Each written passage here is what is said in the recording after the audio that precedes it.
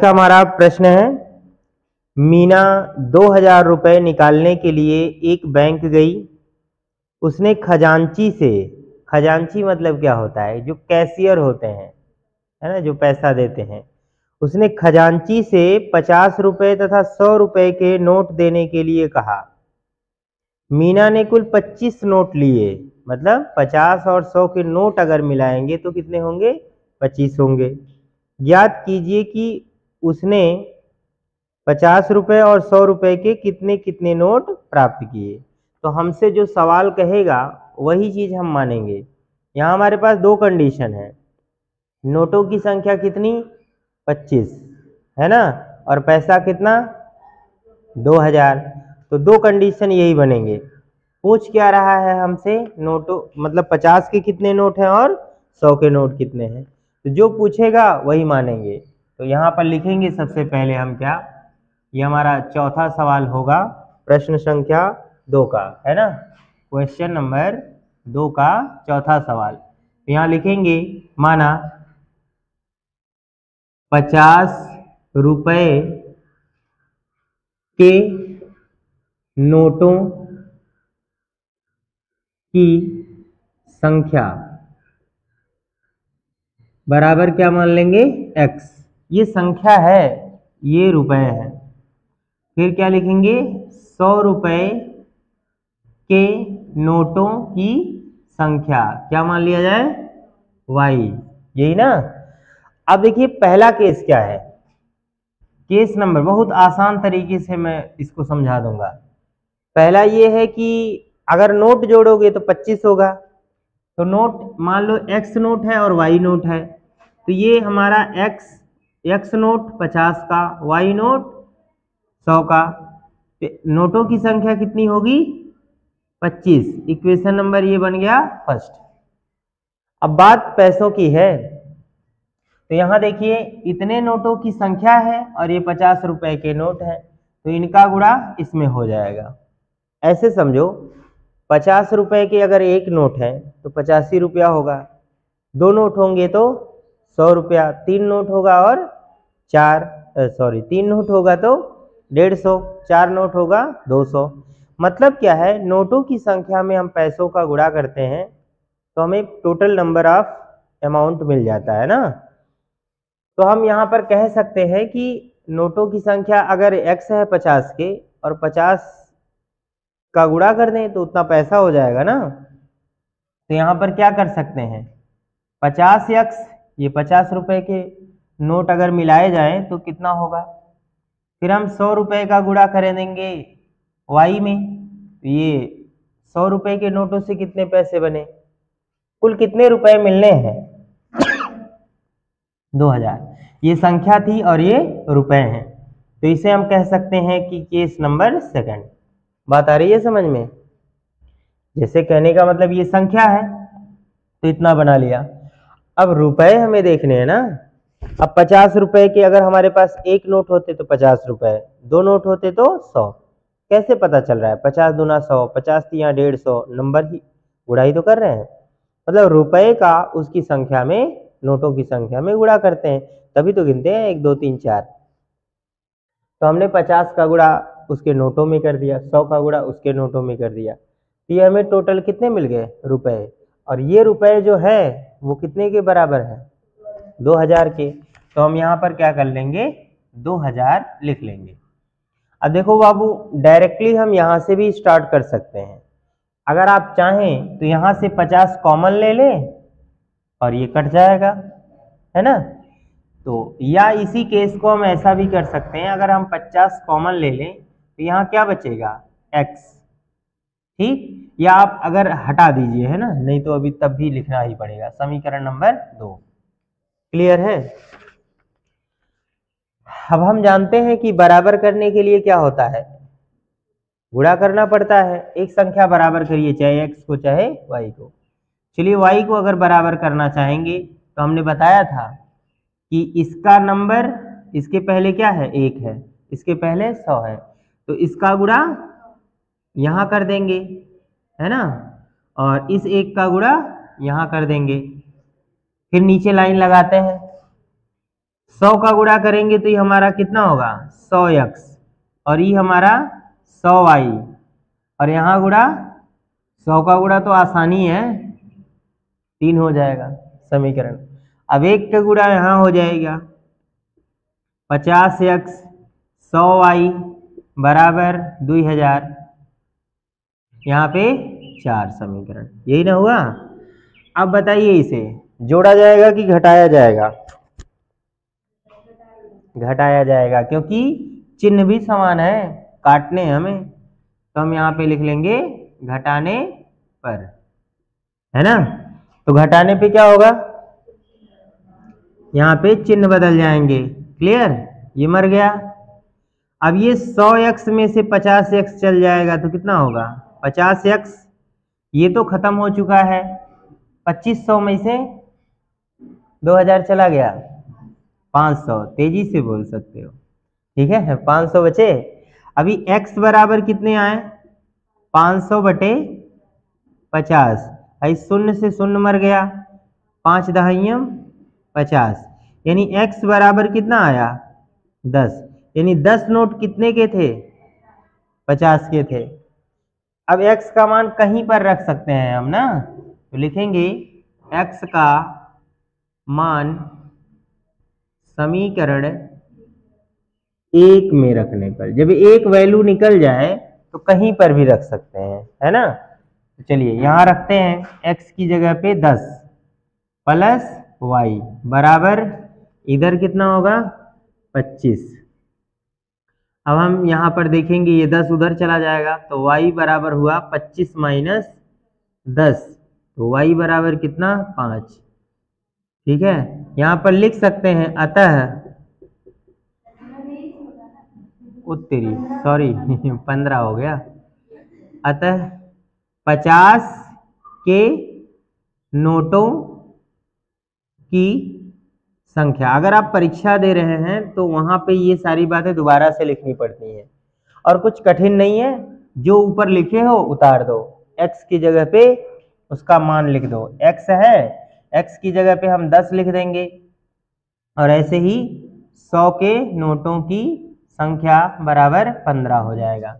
यानी अगर हम देखें 50 के कितने नोट हैं 10 नोट, तो अगर हम 50 का 10 में गुणा कर दें तो ये कितना होगा 500 नहीं होगा, ये 500 रुपए हो जाएंगे। यानी 50-50 के रुपए से उसने कितने मनाए 500, और अगर 100 के नोट कितने लिए 15 ठू, तो ये 1500 हो जाएगा ना।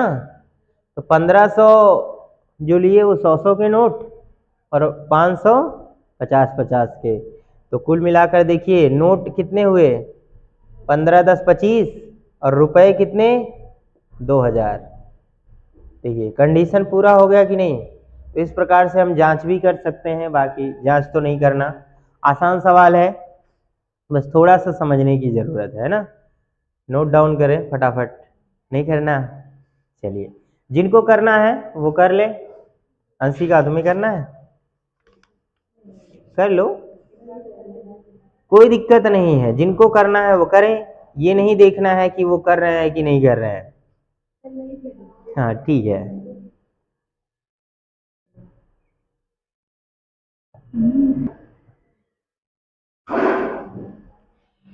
इरेज कर दें।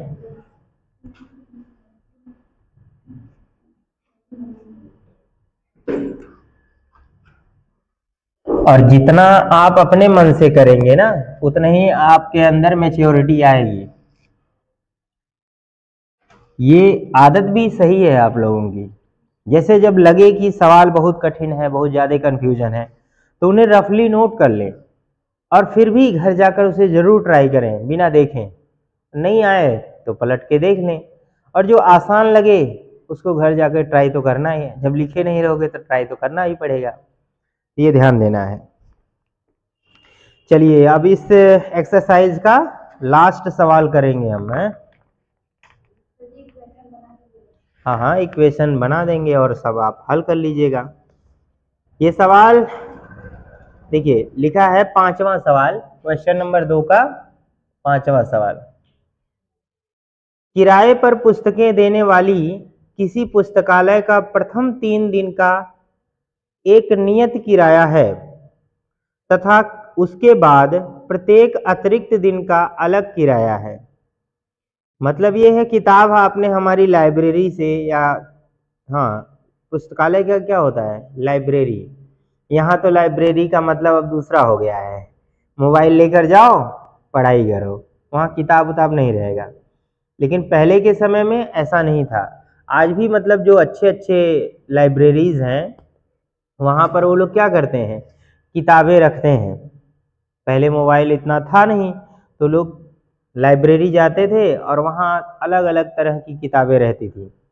मतलब जिसको जैसा कोर्स पढ़ना है वो लोग क्या करते थे, लाइब्रेरी का जो मैनेजमेंट होता था फीस जमा करते थे भाई, एंट्री किए, सिग्नेचर वगैरह किए, 1 घंटा 2 घंटा 4 घंटा जितना भी समय रहना है वहाँ लाइब्रेरी में रहते थे। इसके बाद पढ़ाई करते थे वहीं से किताबें लेकर, क्योंकि पैसा तो दे ही रहे हैं। लेकिन अगर किसी बच्चे को कोई किताब घर लानी है तो वहाँ पर उन्हें इशू करवाना पड़ता है किराए पर। जैसे इशू होने का किराया हो गया कि आप मान लीजिए 50 रुपये फिक्स हैं कि आपने किताब इशू करवाए, और जय दिन 3 दिन 4 दिन कहेगा कि 3 दिन अगर आप रख रहे हो तो 50 रुपया लगेगा। लेकिन 3 दिन के बाद अगर चौथा दिन हुआ तो हर दिन का किराया इतना होगा। अब यही बात इसमें बताया नहीं है तो वो बात हमें ज्ञात करनी है। बात समझ में आ रही है? अभी तो किताब लेना नहीं है, ऑनलाइन सब लोग पढ़ाई करते हैं। समझ में आया क्या कहानी है? आगे शुरू करते हैं।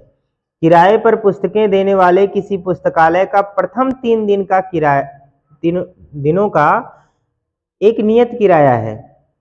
तो नियत किराया x मान लेंगे। इससे पहले भाड़ा वाला वो सवाल पढ़ा था आपने टैक्सी का, तो नियत किराया क्या मान ले थे x, तो ऐसे ही यहाँ भी मानेंगे x, है ना।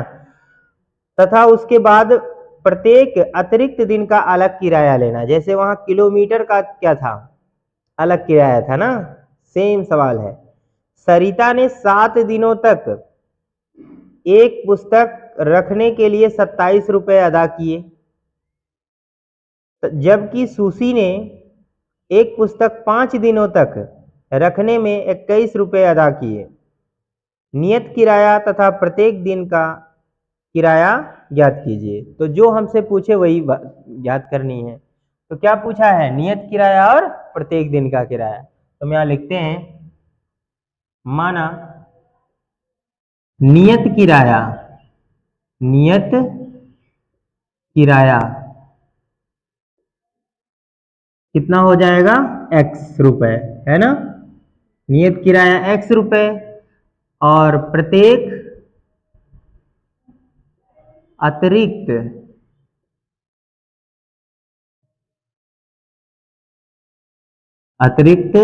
किराया, प्रत्येक अतिरिक्त दिन का किराया, दिन का किराया बराबर y रुपए। ठीक है। अब देखिए 2 लोग हैं, एक सरिता है एक सुशी है। तो सरिता का कंडीशन फर्स्ट हो जाएगा हमारा, है ना। तो यहाँ पर लिखते हैं केस नंबर फर्स्ट। हम चाहें तो लिख सकते हैं सरिता द्वारा अदा किया गया किराया, है ना। टोटल कितना था 27 रुपया था। वहीं सुशी का कितना था 21 रुपया था। अब नियत किराया हम यहाँ पर लिख देंगे। नियत तो देना है सरिता को भी और सुशी को भी। अब प्लस अतिरिक्त कितने देने हैं, कंडीशन देखिएगा।